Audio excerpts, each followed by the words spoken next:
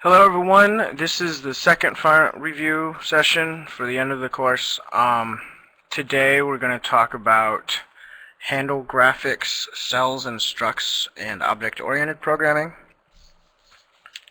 So the first topic is handle graphics. And this is perhaps one of the more useful elements of MATLAB that will be useful for you guys throughout the rest of your school, is how to make plots and how to modify them and make them look nice and look the way you want to. So the way we usually do that is by these plotting commands, which are simple. So an example here is if you want to plot a sine wave of x, you can do it this way. And so you can use the plot command without assigning any output, but you can also assign the output of a plot command to a variable, and then that is what we call a handle to the plot. And from there we can do things like modify its color and line width and whatnot by using the commands set and get. Also, if you want to make labels on your plots after you plot them, you can use commands title, x label, and y label. They give, and with the string input or the character string input argument, they can make labels there. So that's how you use handles.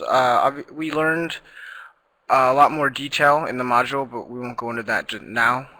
But the main idea is that a plot can have a handle, a line can have a handle, a figure can have a handle, a subplot can have a handle, and so on.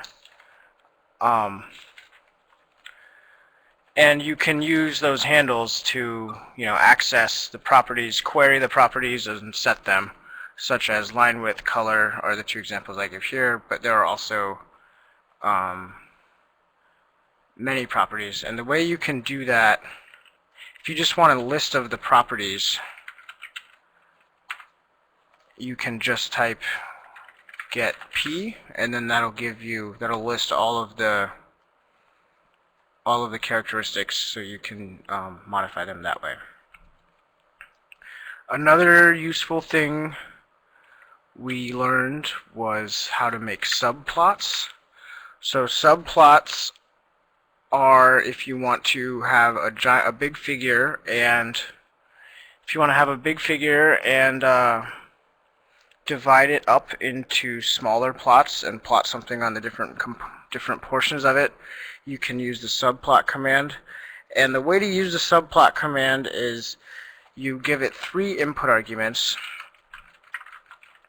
and the first two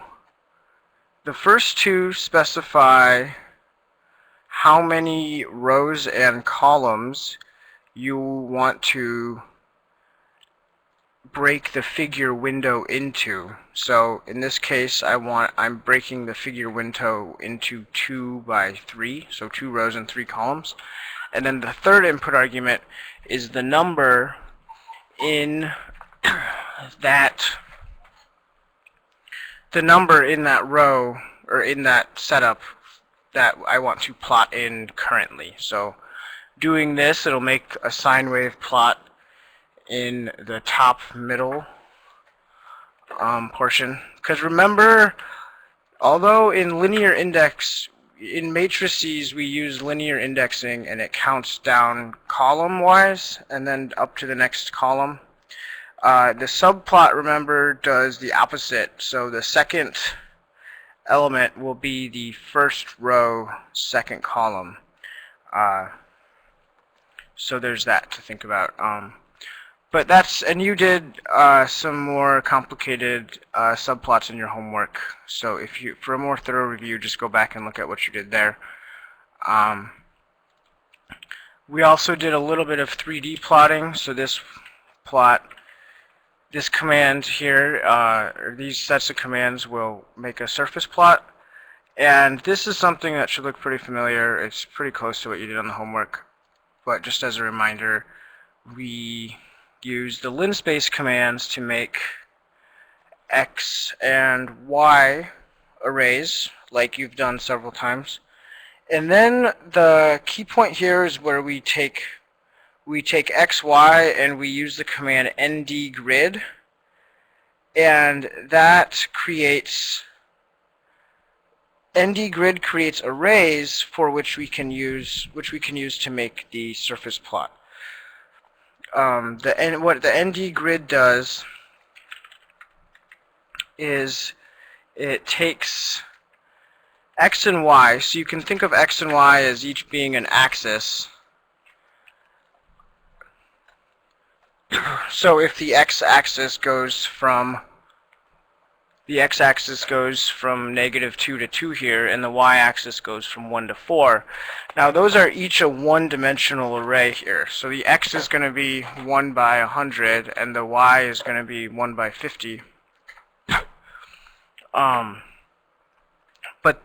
So you can't just compute the values over an entire surface using those. But what ndgrid does is it makes a two-dimensional array, or it makes two two-dimensional arrays such that every element of the array corresponds to a pair of xy coordinates. So that's why when you want to make an array Z, which will be two-dimensional, you use x, x, and y, y.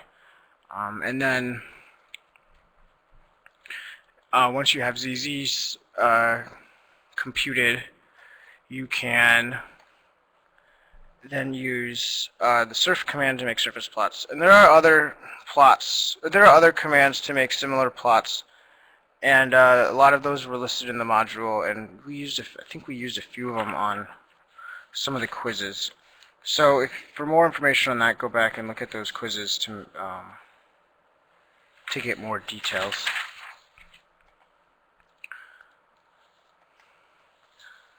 So the next thing, the next module we're going to talk about today is the cells and structs module.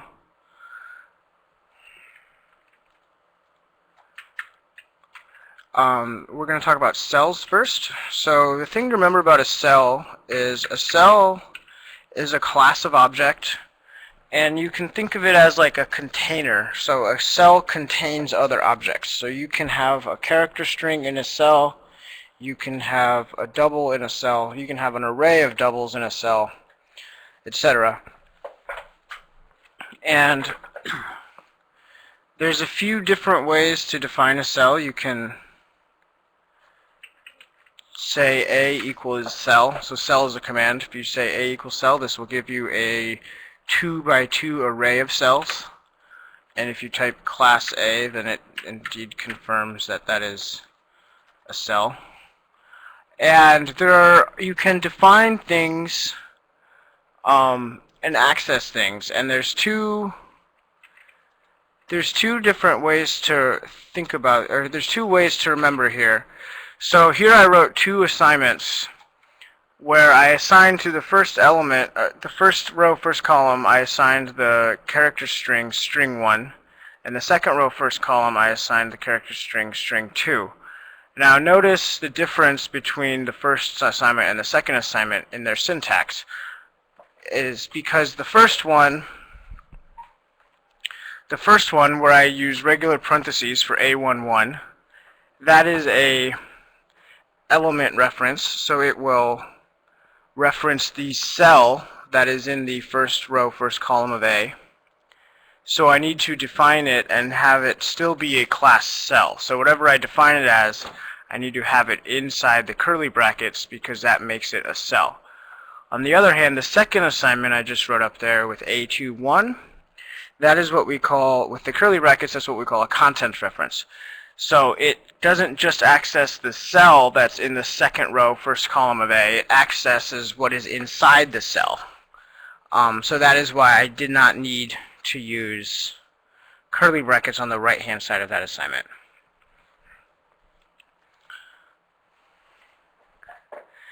And further demonstrating this point is if you say class A11, with regular parentheses, it should tell you that it's a cell, and if you use class A11 with curly brackets, it should tell you that it is a char, or a character string.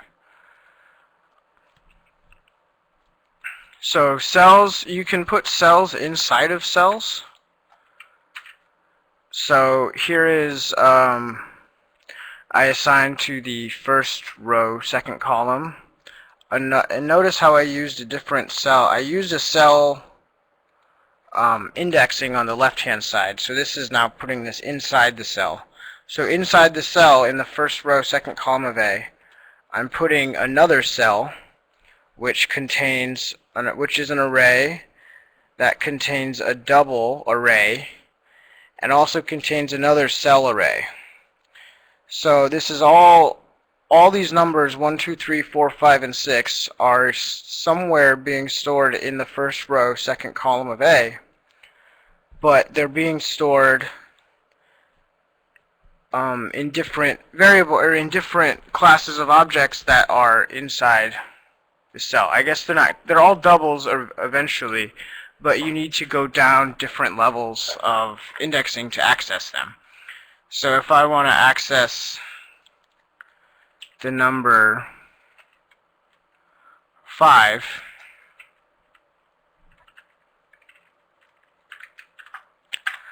this is what that so if I want to get the number 5, this is what that index would look like. Because, so we have this cell array A, we go to the first row, second column of it, and then we look at what that is. It's another cell array, and I want to go into the second one, the second element of that cell array, which is in fact another cell array. And then I want to go to the first element of that cell array, which is a double, and then I get the second element of that double, which is 5. So it's kind of a lot of indexing, but it works that way for the cells, for cell arrays. So I remember we had a recursive function that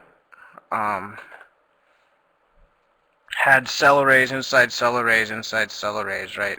So this hopefully isn't a completely novel concept to you. That covers the main basics of cells. So let's move on to struct arrays. Structs are arrays. They're kind of similar to cells in that they have a little bit more flexibility than, say, doubles or character strings. So struct is an array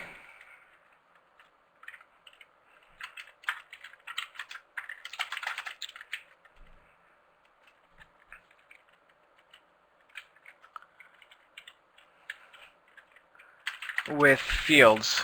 Each element of the struct array has all the fields. So if a struct array has 3 fields and 10 elements, then each of the 10 elements contains all 3 of the fields. So an example that I'll give you here is one that is a struct array containing the names and favorite colors of all of the GSIs for this course. So there's a few different ways to define a struct array. In this case, I started by defining the fields as each as a cell array full of character strings. So when I defined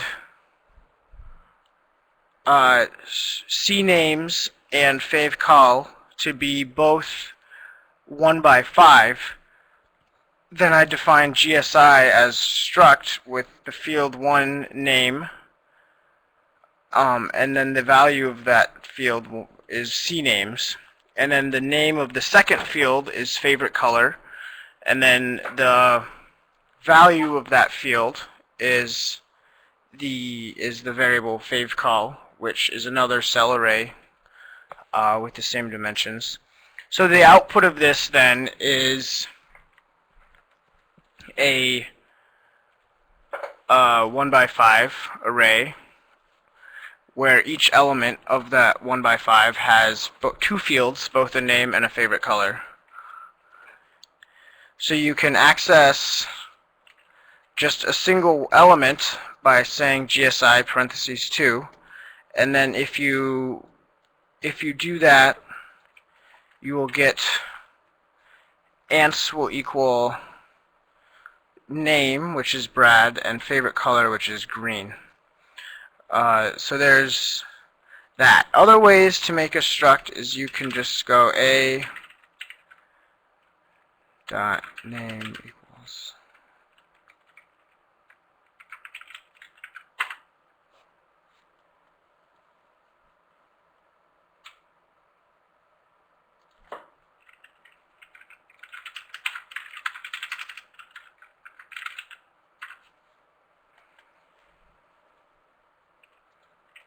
so if you just write course dot name equals E7,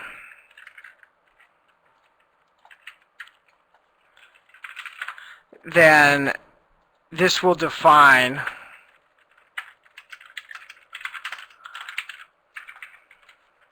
a struct array called course with one element and one field called name. So that's another way to assign a struct array, or to define a struct array, using, if it's a little, I guess it's a little simpler than the way I had above, but keep in mind this will be a 1x1.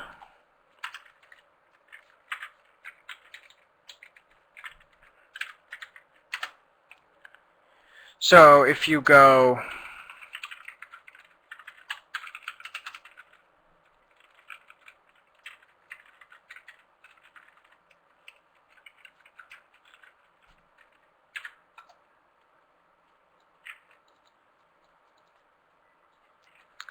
if you then, after that, you assign course2.name equals CE173, then that will add an element to the struct array. And it's still, each element still only has one field, which we called name. And for the second element in the variable course, the field is the field name has a character string CE173.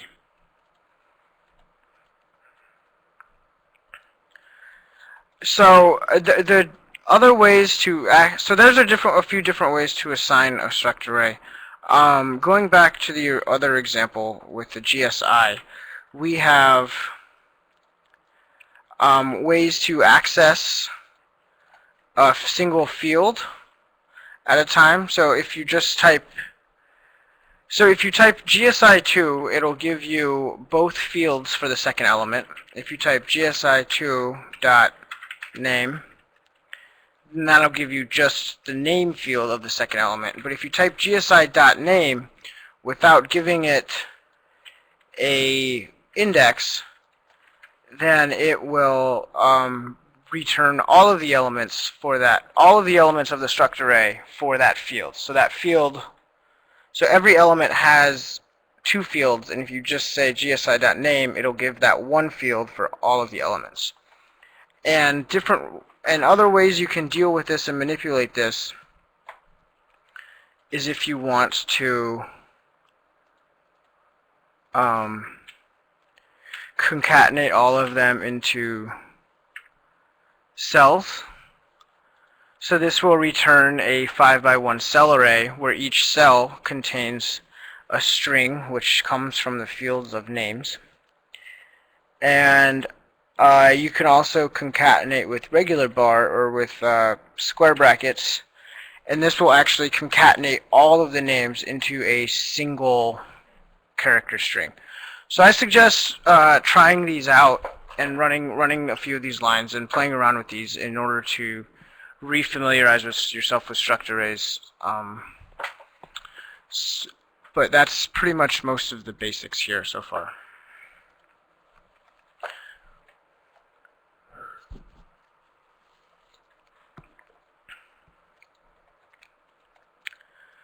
So that about wraps up what I have for struct arrays. The next assignment or module that this review session is going to cover is the object-oriented programming.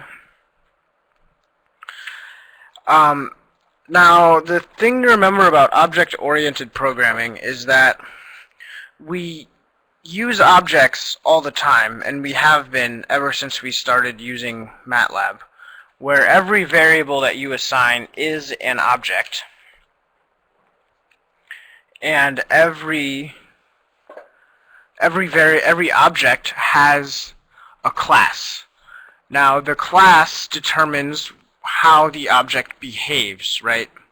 So if we have a double, we can assign a variable a double, say 6, and then we can do multiplication on that, which is a method written into the double class definition.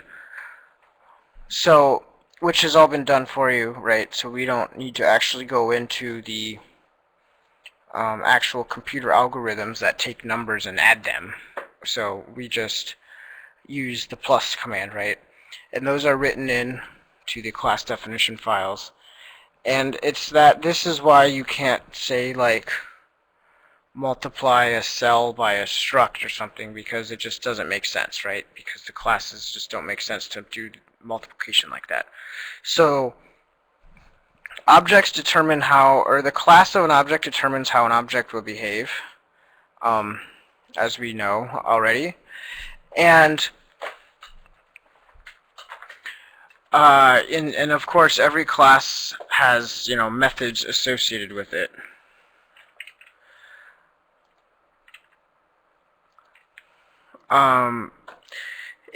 Now there are all these classes of objects that are built into MATLAB, but you are also allowed to write your own classes, create your own classes of objects, using what we call class definition files.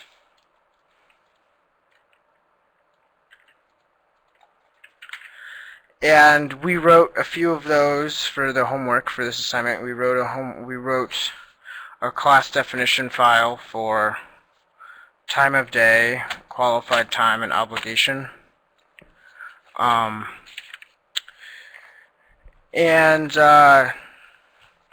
This is a fairly important concept in programming if you ever go into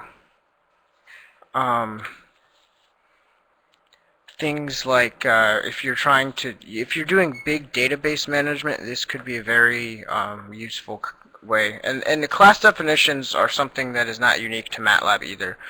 Although the exact syntax for writing a class definition file in MATLAB is somewhat unique, the whole concept of having class definitions where you have methods and such, that's pretty much spans most programming languages, at least that I know of. So that's the main concept here. And for this case, for object-oriented, it's hard to just give you a few lines of code that demonstrate anything, because you kind of need to see the whole class definition file in order for it to make any sense.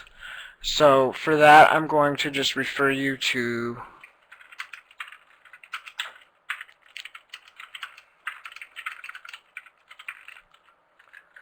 if you want to see examples of these, I'll just refer you to the class definition files that were given in the lecture. We had all of those employee class definitions, if you remember those, and doing the quizzes on those, where there was initialize method or an assign method and all these other methods that we did with promotions and changing people's category or rank or whatnot. So that, I guess, pretty much wraps up what I had to say about object-oriented programming. It's just, although object-oriented programming can be a big pain to code, I know that homework was kind of tedious, and it's tough to debug because it doesn't have just a straightforward workflow as writing script files and functions does. At the core concept, it's not that complicated. It's just when you have a whole bunch of methods that call other methods that call other methods, that is when your class definition files can become kind of complex. But at the core, it's not too complicated. The idea that every object has a class. Most of the time we just use the built-in classes that MATLAB has, but we also have the flexibility to create our own classes if we want. So that's about all I had to say. Does anyone have any questions?